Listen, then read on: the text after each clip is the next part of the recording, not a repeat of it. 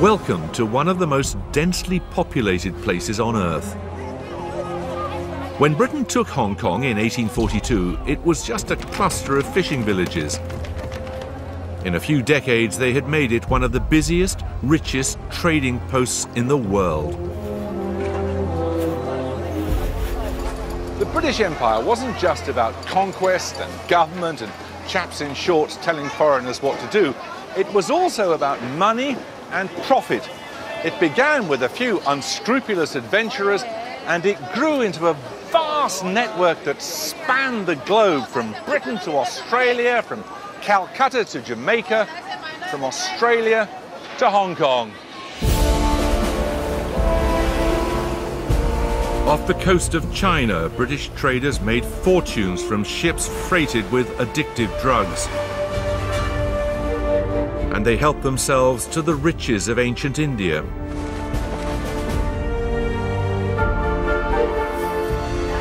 Money flowed to Britain from piracy in the Caribbean and from estates worked by slaves taken from Africa. Empire trade and empire theft helped make Britain a world capital of money it still is today.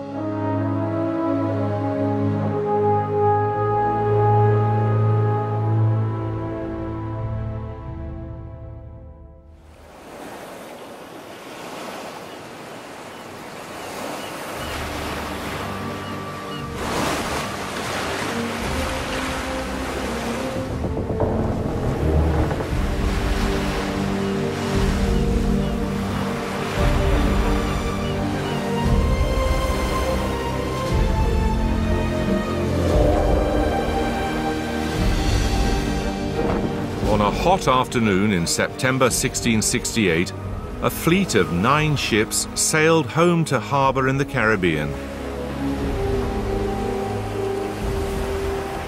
There was wild celebrating on board, for these brethren of the coast, as they called themselves, were returning from a smash-and-grab raid on the Spanish town of Portobello in Central America.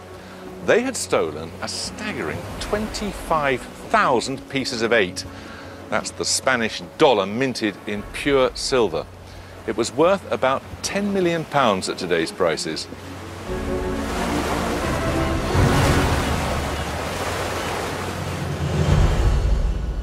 Leading the so-called Brethren was Henry Morgan, a ferocious, hard-drinking Welshman from Monmouthshire who made his living by theft and violence. Men like Morgan were the founding fathers of the British Empire, for it began not in trying to rule other countries, but in robbing them.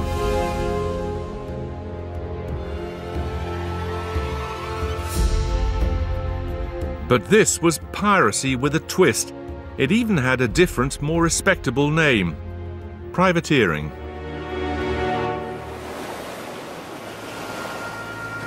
It worked like this. The government licensed merchant ships to attack and rob the country's enemies, and in exchange, the government got a share of the stolen goods. This was empire building on the cheap. The freelancers took the risk, the government took the money.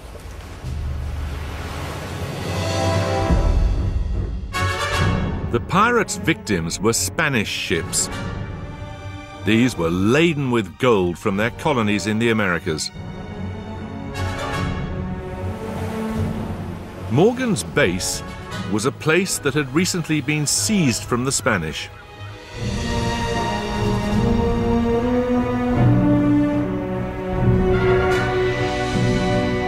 The island of Jamaica.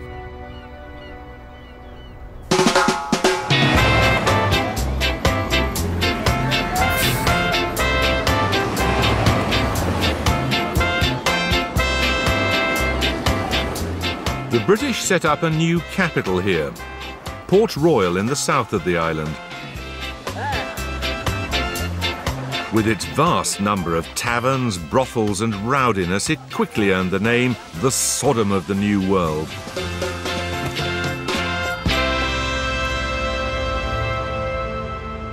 Then all that came to a sudden end. Peace was declared between Britain and Spain. But Jamaica stayed in British hands. Henry Morgan saw the way things were going and decided to diversify. He hung up his cutlass and bought 4,000 acres of land on which he built a second fortune. The empire had been conceived in robbery, but it grew fat on the cultivation of sugar. Theft was the past, trade was the future.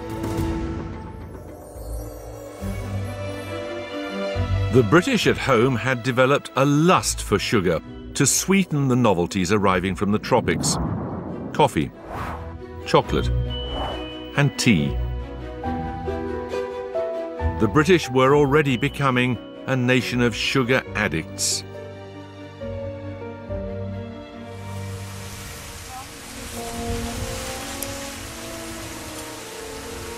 Sugar from Jamaican plantations could satisfy their sweet tooth.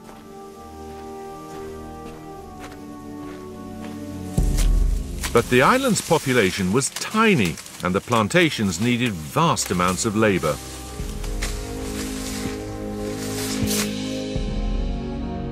The answer to the problem lay in the traffic of human beings from Africa, the slave trade.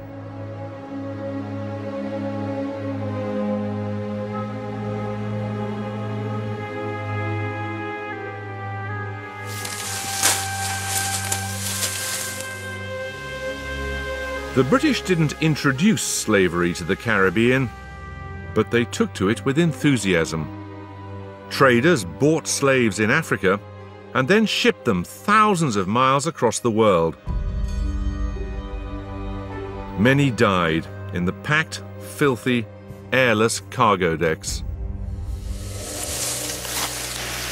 Sugar was a back-breaking crop to harvest. The cane had to be cut down and then stripped of its foliage and then transported to the mill, often in intense, blazing heat. The plantations devoured slaves. Within 3 years of their arriving here, a third of them would be dead.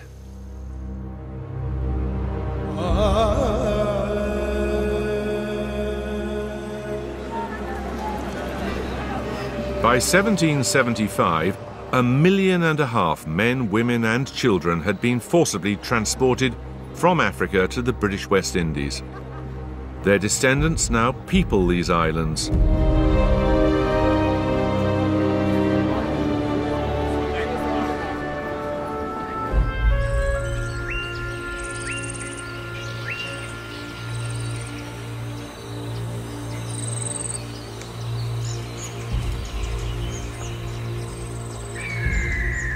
Treating human beings as beasts of burden made the owners of sugar plantations rich. This is the planter's house on the Good Hope estate, built in 1755.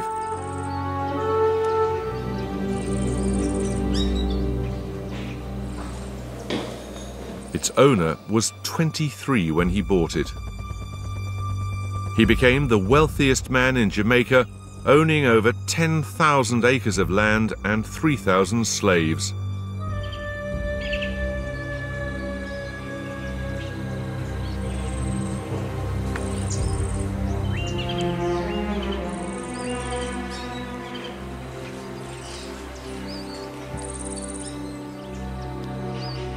The sugar planters, known as the plantocracy, enjoyed enormous power. Each estate was its own little tyranny. And since slaves enjoyed no rights, the planters were free to behave as dictators. One was Thomas Thistlewood. He'd been a farm worker in England. Slavery turned him into a man of means. He fancied himself a man of letters too, and kept a diary. Even though we all think we're familiar with the routine horrors of the slave trade, when you read what some of these slave owners did, it really does make your stomach heave. Here are 3 accounts of punishments meted out by Thistlewood in 3 months in 1756. Darby catched eating canes, had him well flogged and pickled, then made Hector shit in his mouth. Rubbed Hazard with molasses and exposed him naked to the flies all day and to the mosquitoes all night. Flogged Punch well, and then washed and rubbed in salt pickle, lime juice and bird pepper. Made Negro Joe piss in his eyes and mouth.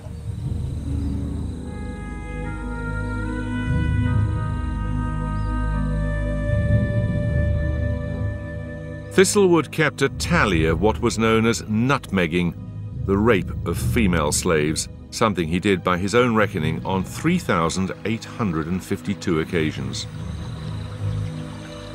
He would allow his guests to do the same.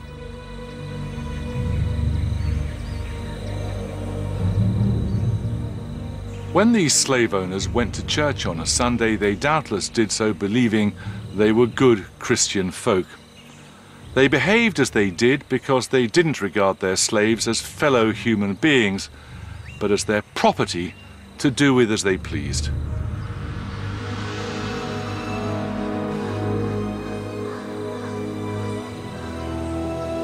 More than 2 centuries later, the memory of slavery hasn't faded. How long ago did your family originally come to this country? In 1760, according to my grandmother. And how did they come here? The first one in that line that they remembered in 1760 when it came over was that actually it was taken from the Gold Coast in Africa. As a slave? As a slave, yes. And he ended up in Jamaica, I think on a good old plantation. And a lot of times when my grandmother talked, she would actually cry. Because even like we were standing here in a mill like this, they would put the cane in one hand, and a horse would be... a horse? Yes, would be turning it, like treading the mill. And when they turn it now, this part would take in the cane and squeeze the juice out. Oh, and the juice comes out of the funnel there. And the juice now would come out from at the front of it here. And so when they were working a slave, and they would work him for 12 hours, and he would fall asleep, he would have to have an axe here, that if his hand, if he fall asleep and he made a mistake, and his hand go in here, he would have to chop it off. Yeah. You know, when someone in my extended family probably was involved in bringing your ancestors over here as slaves. And doesn't it make you feel furious? No, I think for now we have passed that in this generation. But let's be realistic. You were, as slaves, being used as beasts of burden, essentially. Yes, yes. It's hard to understand why some people would want to do that to other people, or want to say, you should work for me for all of your time, for generations, and I'm never going to pay you. I hope that Britain one day will look at us, even in Jamaica, and say, Jamaica made us rich. Jamaica was the sugar capital of the world.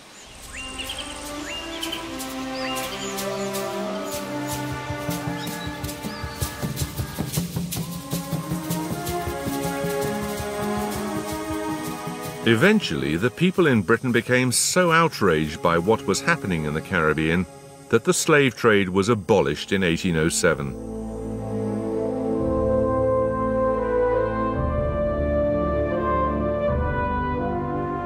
But the wealth of the fledgling empire didn't come from slavery alone.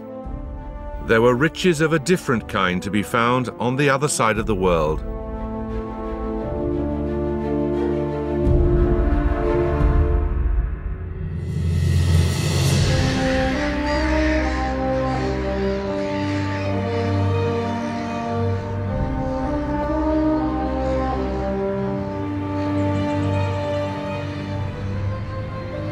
In the 18th century, this was the home of India's ruling dynasty.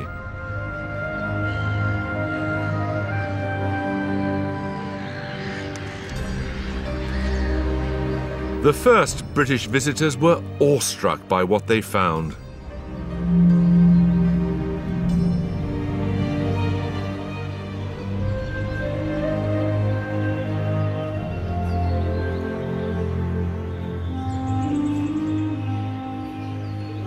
Places like this must have been absolutely amazing to encounter. You'd arrive from somewhere cold and bleak in the Northern Hemisphere, and one can only imagine what effect it must have had upon some young lad on the make.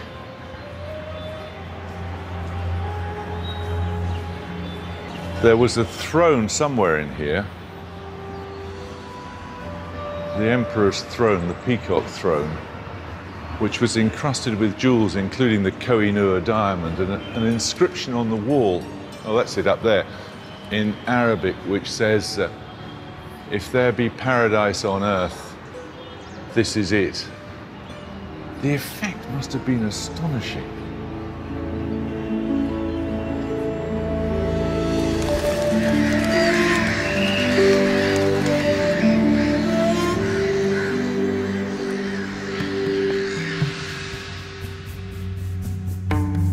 The earliest Britons in India were traders, men who'd gone there for spices, cotton, calicos and indigo.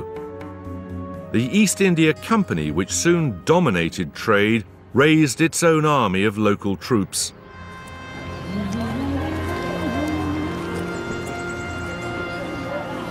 In 1744, a young man arrived in India to work as a clerk for the company. His name was Robert Clive. Ambitious, short-tempered and impatient, Clive could see that wielding a sword was a faster route to riches than pushing a pen.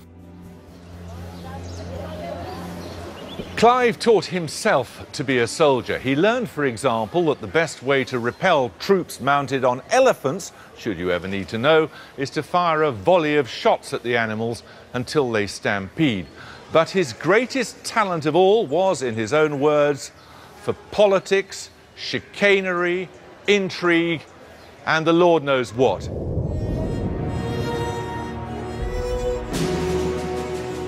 At the Battle of Plassey in 1757, Clive outwitted the ruler of the state of Bengal, a man who had dared to challenge the power of the East India Company. Clive then walked into the prince's treasury and coolly helped himself to a fortune.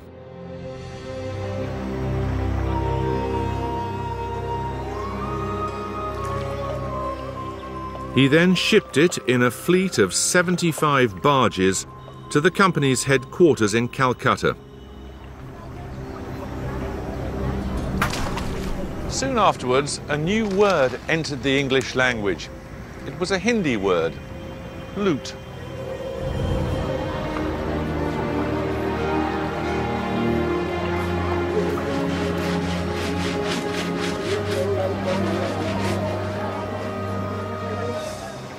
When Clive returned to England, he was met with a characteristic British disdain for men who make their money in a hurry. But when hauled before Parliament, he simply said, "An opulent city lay at my mercy. Its vaults were thrown open to me alone, piled on either hand with gold and jewels." Mr. Chairman, at this moment, I stand astonished at my own moderation.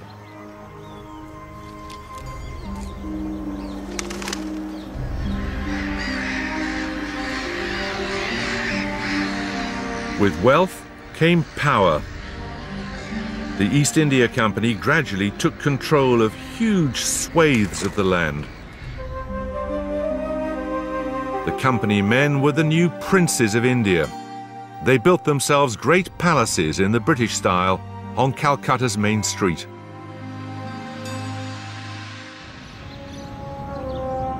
Many of them still stand today.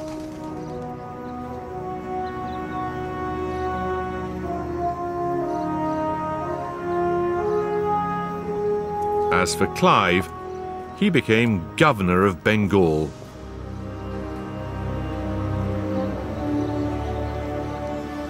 So what had begun in plunder had ended in government, and so it was to prove right across the world. It was the greed of Robert Clive and men like him which built Britain an empire.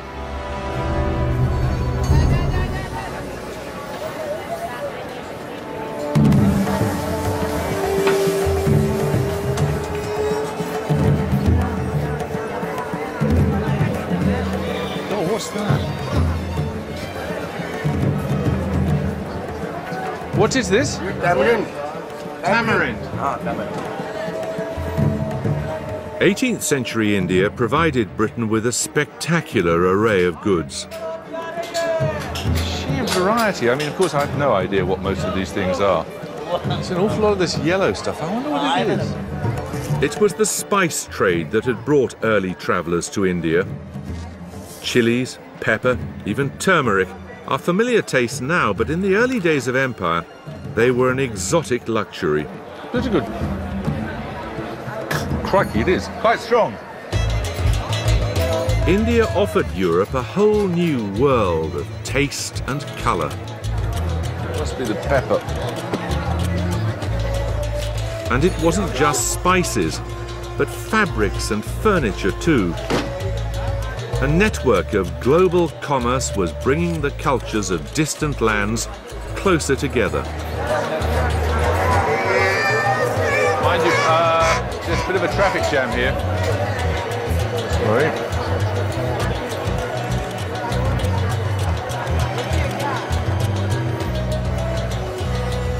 It's no surprise to us now that spices come from India.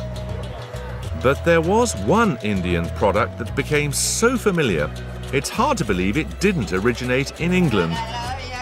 Chintz. Good morning. How do you do, Darshan? Niranjan. Niranjan, very good to see you. He's the king. king, you're the king of chintz. And that's Monalina. And you were a princess of chintz. Yeah, okay, good. Excellent. Chintz is calico cloth that's been painted or printed with a wood block. Here on the outskirts of Calcutta, they've kept the traditional way of making it alive. They're still using techniques pioneered centuries ago.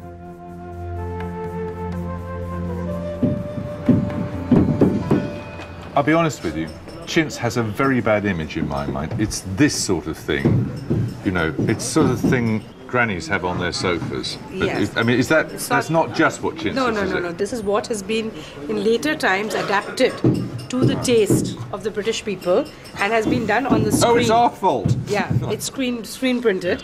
So therefore, if you go back to approximately the 16th, 17th century, this is what is the original Indian chintz, which is sprinkled, sprayed, hand painted and hand block printed fabric. Right. So it's drawing with the pen and using natural dye process to fill in the various colors.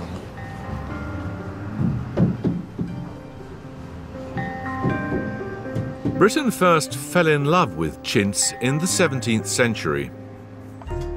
Nothing that Britain produced then could match the rich patterns and colours of this Bengali textile. Astonishingly labour-intensive, isn't it? Yes, yes. You need more patience. You certainly do. The worst thing is you can't make a single mistake ever.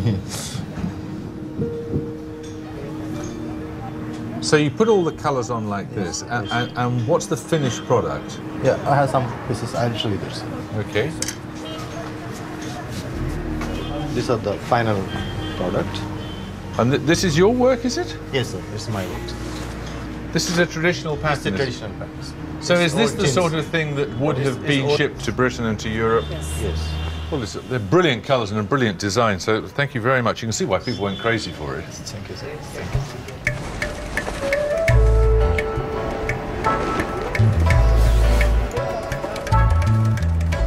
At one time, chintz made up 3/4 of India's exports. It became so popular that British cloth makers protested.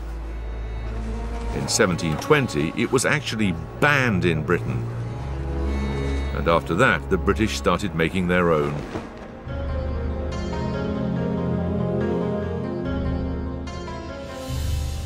For more than 3 centuries, it was trade, not conquest, which brought new colonies into the empire, though it was often trade at the end of a gun or a sword.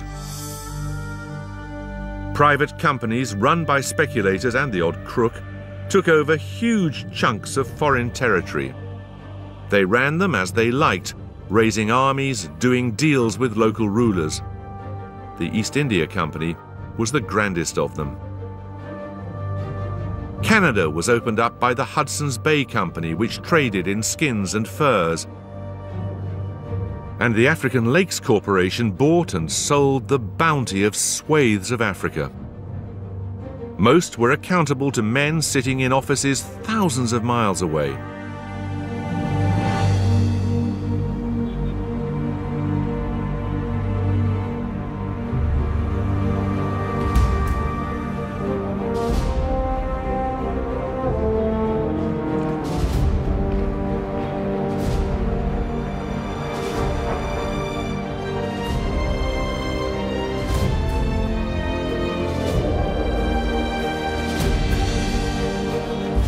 At the heart of empire was the City of London, the centre of a spider's web of global trade.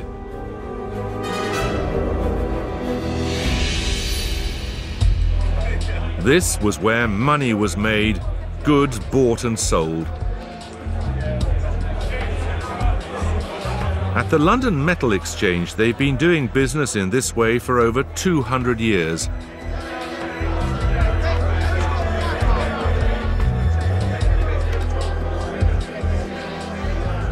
It all looks utter chaos down there, with people shouting and making strange gestures and talking into 2 or 3 telephones at the same time. But behind it all is an important clue about why Britain became such a powerful force in the days of the empire.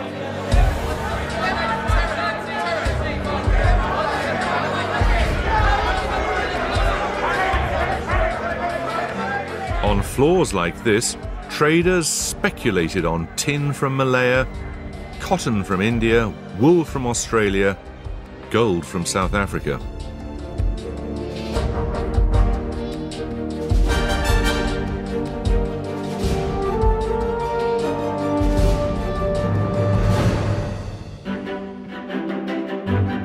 From the 17th century, Britain took the lead in global banking, finance and insurance. City bankers and merchants made London the pivot of the world's entire commercial system. And London held that lead well into the 20th century.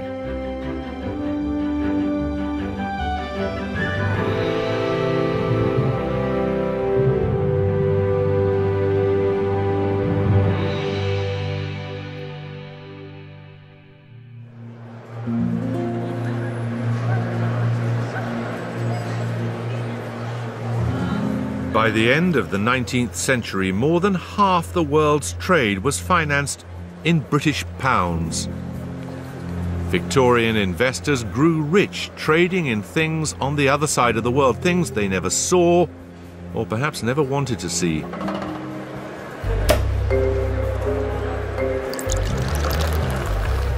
The merchant banking house of Anthony Gibbs and Sons made their fortune trading in a very unglamorous commodity: bird poo. It was called guano, and it was collected from some islands off the coast of South America. Hence it was said, the House of Gibbs made their dibs by selling the turds of foreign birds.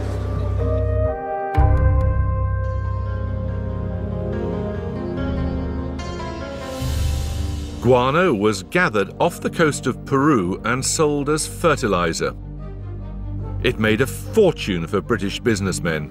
The Gibbs family made so much money from guano they were able to bankroll much of the Peruvian economy. Victorian Britain, in effect, had 2 empires, one run by politicians, the other by moneymen like Gibbs. In South America, British banks supplied governments with credit. British companies built railways across Argentina.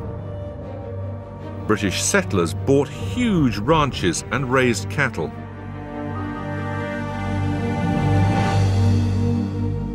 But the real killing to be made in Queen Victoria's empire was from something far more pernicious than bird droppings.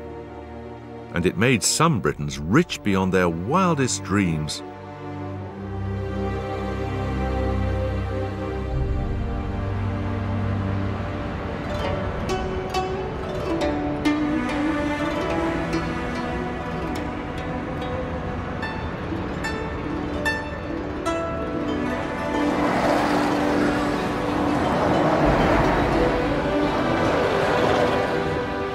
The former British island colony of Hong Kong is so densely packed with banking and trading firms, it's known as the world's most vertical city.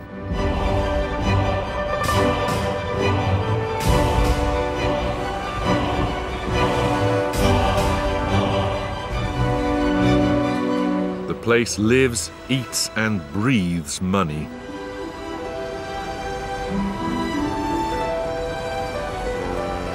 The story of how Hong Kong came to be British reflects the empire's often ruthless pursuit of profit. It's an extraordinary story, even if it is one of the most shameful in British history.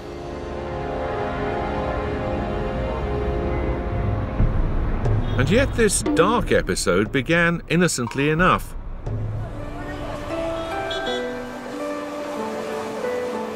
It was born from the English passion for a cup of tea. Hello. Hello. Hello. How many types of tea do you have? Mainly it's all the Chinese tea we have. All types. of them? Yes. Oh, it smells lovely, doesn't it? Yes. Would you like to have a cup of tea? Oh, I'd love to have one, yes. This way, please. Thank you. Yeah. In the early 19th century, China was virtually the only place tea was grown. But there was a problem. For 3 centuries, China had severely restricted trade with the West. The British were desperate and even sent a delegation to China. They begged the emperor to open up his country and take some British products in exchange for tea. They presented him with all sorts of trinkets, games and curiosities, scientific instruments and toys. But he remained resolutely unimpressed. We possess all things, said the emperor. I set no value upon things strange or ingenious, and I have no use for your country's manufactures.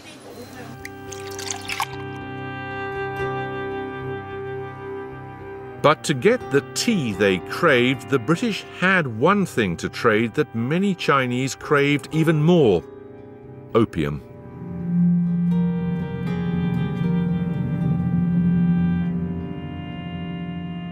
The drug was illegal in China, though the ban was widely ignored. There were an estimated 12 million peasants addicted to opium. The authorities there called it a deadly poison ruining the minds and morals of our people. The British grew opium poppies in India. There they processed it in factories on a colossal scale.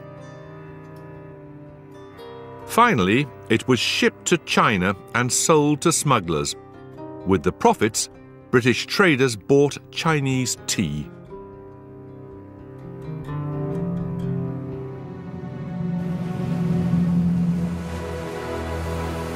Two men in particular made a handsome profit out of opium.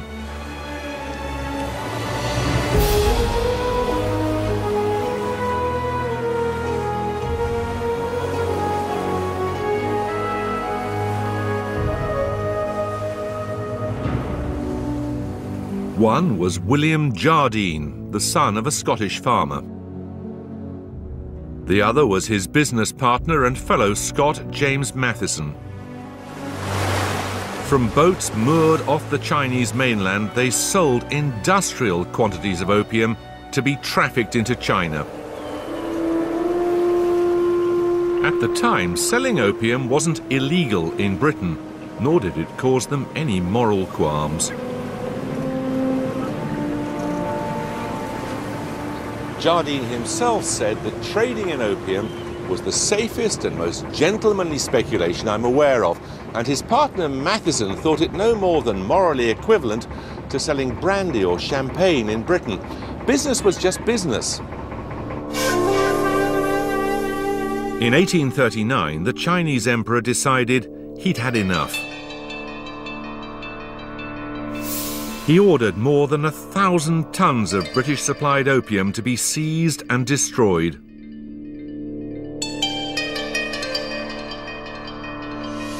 The British government was outraged.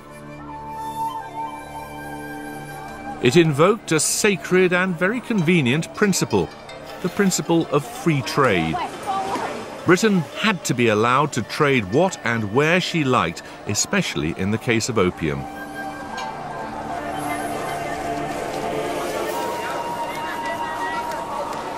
Opium was making Britain rich. It soon accounted for over a fifth of the income of the government of India. Two mighty empires, each convinced of their own superiority, were now set on collision course. The Opium Wars were about to begin. Britain's first ocean-going iron warship, the Nemesis, built in Liverpool, was sent out to take on the Emperor's navy. It helped destroy much of it in a single afternoon.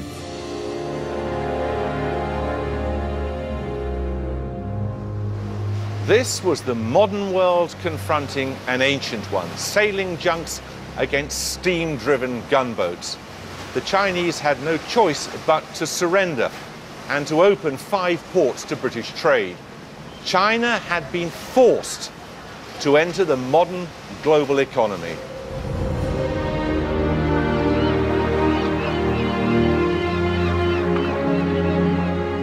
Hong Kong was one of Britain's prizes from the Opium Wars.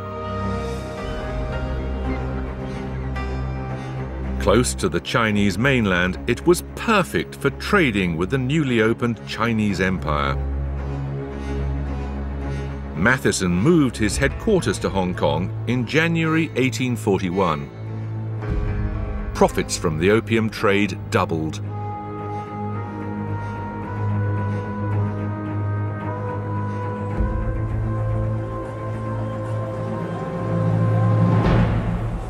So this most bustling of British colonies was built on a drug which stupefies people. Even more remarkably, the British continued to ship opium into China until well into the 20th century.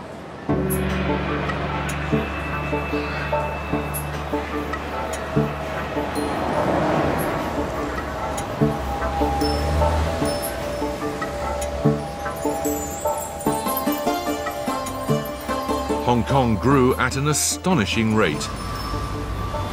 A new bank was founded to service the China trade, the Hong Kong and Shanghai Bank. We know it as HSBC. Today, Hong Kong is a hothouse for global finance.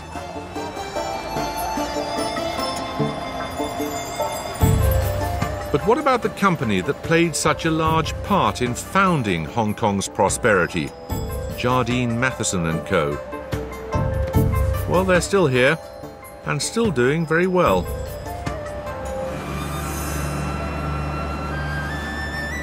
These are the modern headquarters of Jardine Matheson. The round windows have earned it the local nickname, the building of 1,000 orifices. At least, that's the polite version. Doubtless, somewhere in the foundations are buried the consciences of its founders.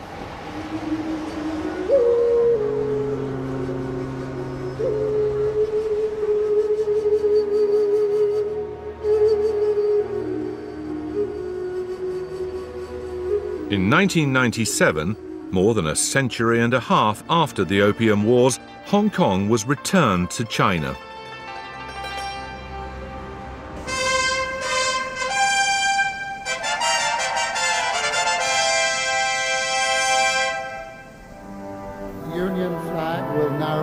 observed, and the national flag of the People's Republic of China will be raised. All the important people in Hong Kong reached the first sight of their new flag. When the British finally quit Hong Kong in 1997, they did so boasting they were handing on a territory intimately wired into the world economy. The shameful origins of British colonial presence here conveniently forgotten. But China has never entirely forgotten how a foreign power forced it at gunpoint to allow millions of its citizens to be turned into drug addicts.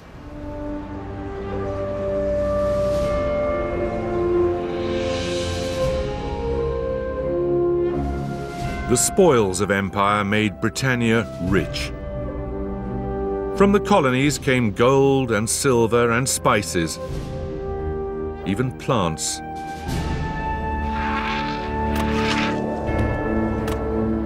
And so vast was her empire, Britain could choose to grow them where she liked.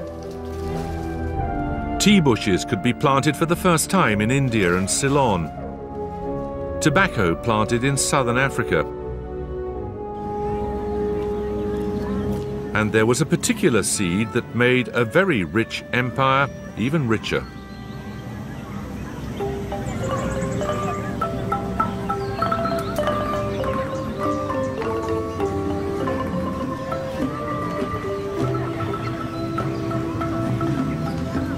In the summer of 1877, a large packing case arrived here in Singapore's Botanic Gardens.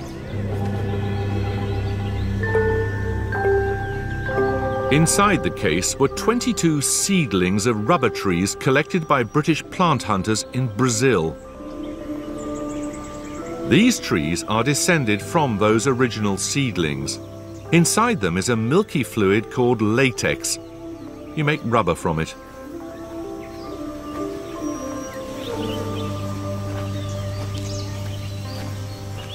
The director of the Botanic Gardens, Henry Ridley, was a man with a vision. He saw the truly massive potential of rubber and launched a crusade to convince every planter in the region to grow it.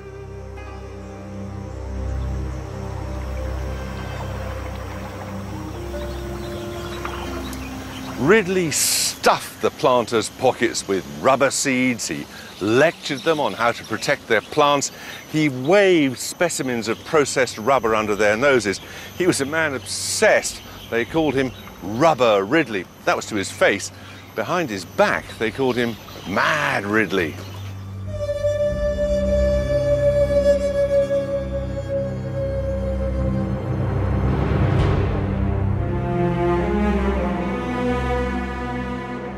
Most people associate his madness to his passion. He's a great visionary of his time, a keen scientist, and he's responsible for most of what we see here in the rubber industry today. Now, Ridley came up with a new way of tapping rubber trees, didn't he? Yeah, the methods used were pretty harsh before that. They will hack into the rubber tree, injuring the vascular cambium, which is necessary for the tree's survival. And what actually happened was he experimented with various trees that in existence in the Singapore Botanic Gardens. He found a way to tap the rubber by exposing the vessels that produce the latex without harming the vascular cambium. And the tree carried on living? Yep. So you could that's tap exactly it again and again and again? Yeah, for up to 5 years on one side. And once you've done on one side, you can actually let it heal while you tap the other side for another 5 years.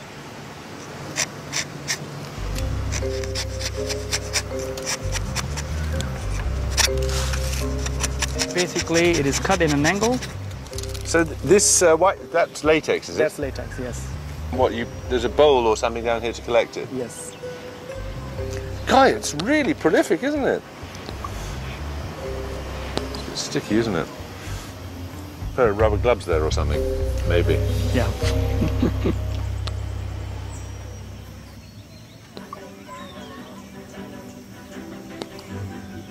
Ridley was so excited because he knew just how much rubber could be worth to the British Empire. Rubber was the plastic of the 19th century. It could be made into just about anything. rubber boots, rubber hoods, coats, hats, hose pipes, rubber raincoats. British manufacturers wanted as much as they could get their hands on.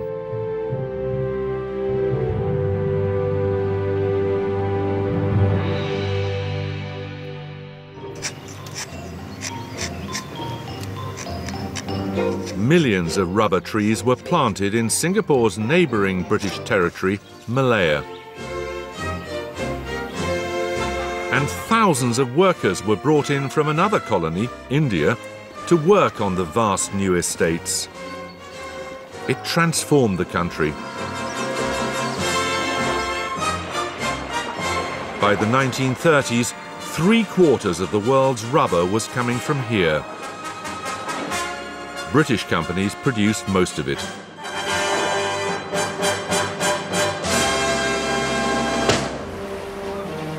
All over the empire, British ships sailed home with cargoes of rubber or cotton or bananas.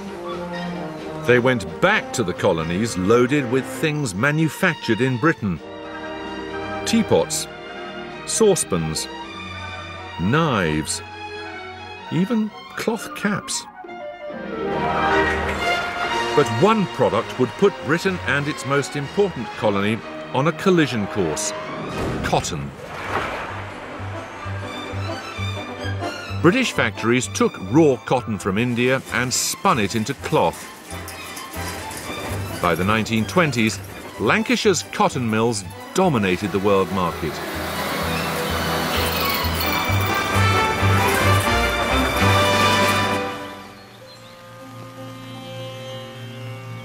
By contrast, the once flourishing Indian cloth trade had virtually collapsed. They had to rely instead on cloth woven in Britain. For many Indians, it was the final insult. The leader of the Indian independence movement, Mahatma Gandhi, burned his suit and adopted the dress of an Indian peasant. He took the spinning wheel as a symbol of Indian freedom and told his countrymen to stop buying British cloth.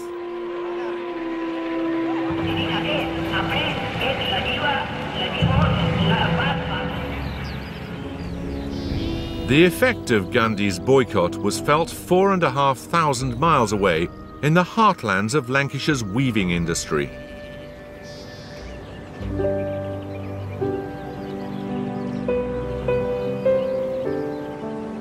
Lancashire had done well out of the empire.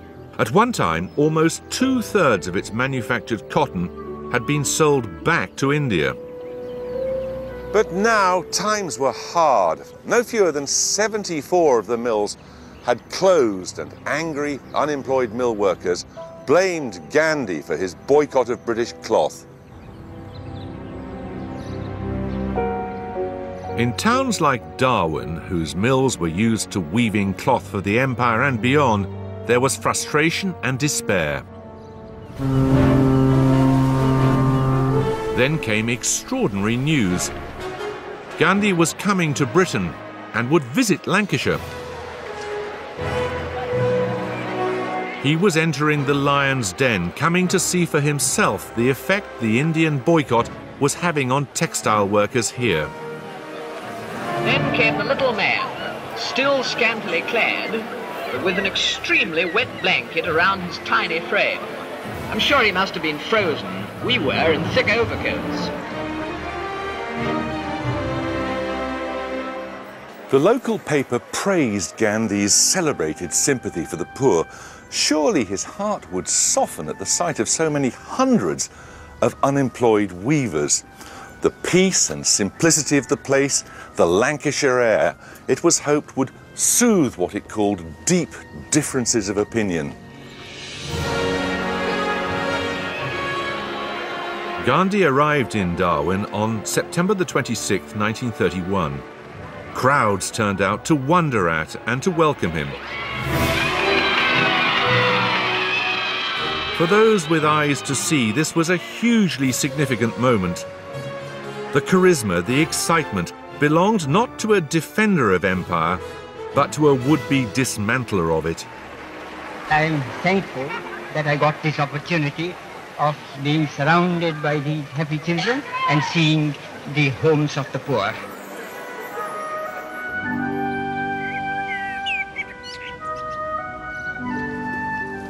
Mill workers took their children to see this remarkable visitor. Some of them still remember it.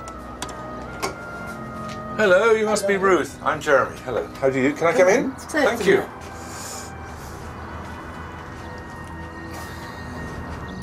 What did your mother tell you you were going to do when you set off that day to go and see Gandhi?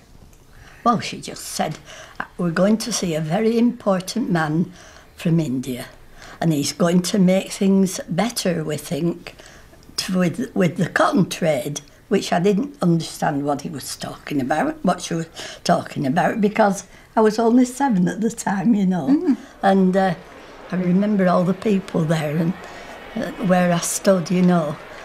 And this little man came on, and I looked at my mother and I said, which is Gandhi, Mother? She said, it's that man there. And I said, but he's not an important man. I said, he's a poor little man, he has no clothes on. He had sort of a white tight cloth between his legs. Well, it was like a big nappy. Yes, it did, to be honest. Just looked like that, and then and this thing round his, and it was hugged round him like that. And he'd nothing on his feet, only a pair of sandals. Yes. And I was horrified because I said, he's no shoes on, Mother.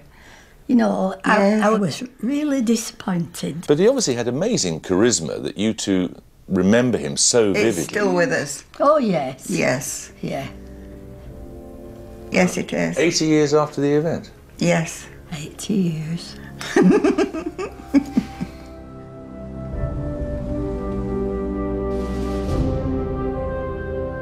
Gandhi had not come all the way from India to call off his boycott.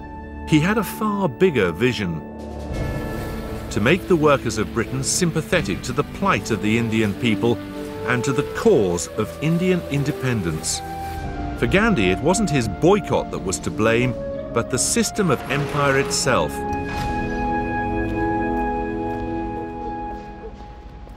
The workers had been hoping that when Gandhi saw their plight, he'd call off the boycott. Well, Gandhi listened, but he didn't budge, and when someone said, but we have 3 million unemployed, he just replied, I've 300 million.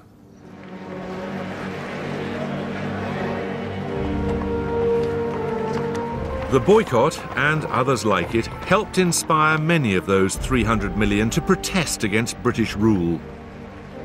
They would demand, and eventually get, independence in 1947.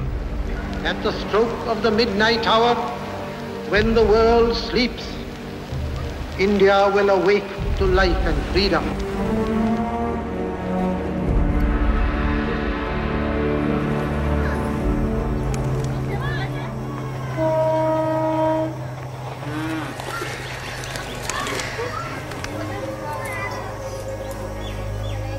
Well over half a century has passed since that historic moment.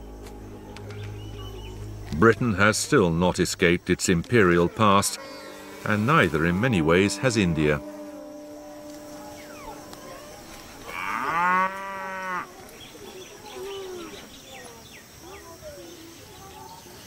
I'm waiting to meet a group of people who devote much of their lives to celebrating one of Empire's more curious remnants: the Royal Enfield motorcycle.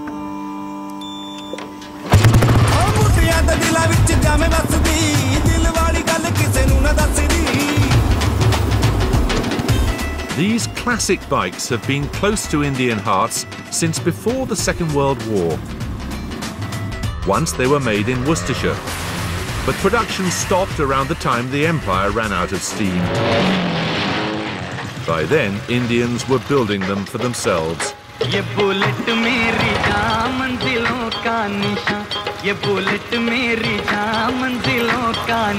Enfield bullet, ghazab ki sawari. You're bored too, aren't you?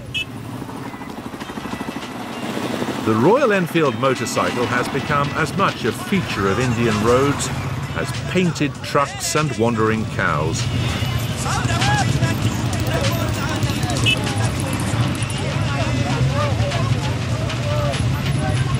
Thank you for coming.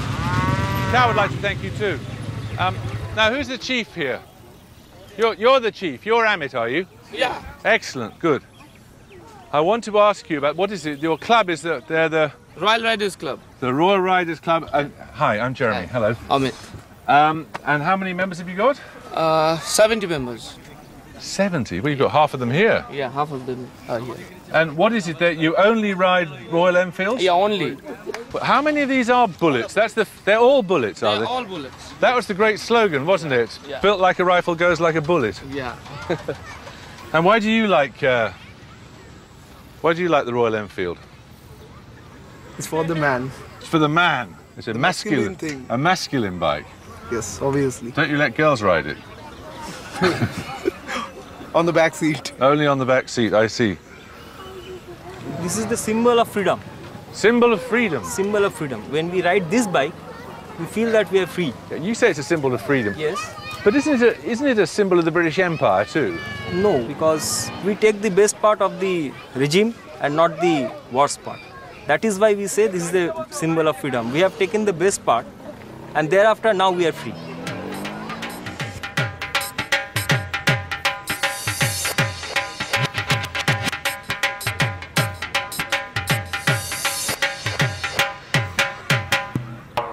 Good. Got a big head too.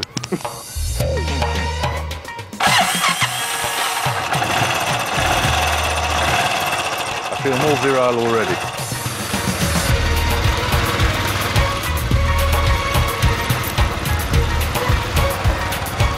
This great, old-fashioned machine, invented in Britain, now made in India, seems to sum up the changing fortunes of the two countries.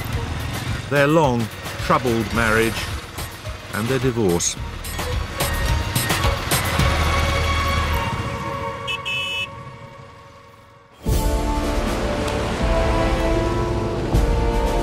Next time, did empire do any good?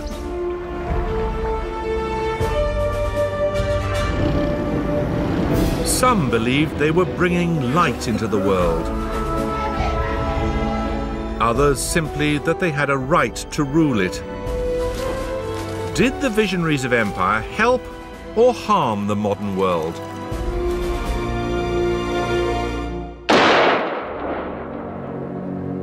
To order a free Open University poster exploring the legacy of Britain's empire, go to bbc.co.uk/empire or call 0845 366 8021.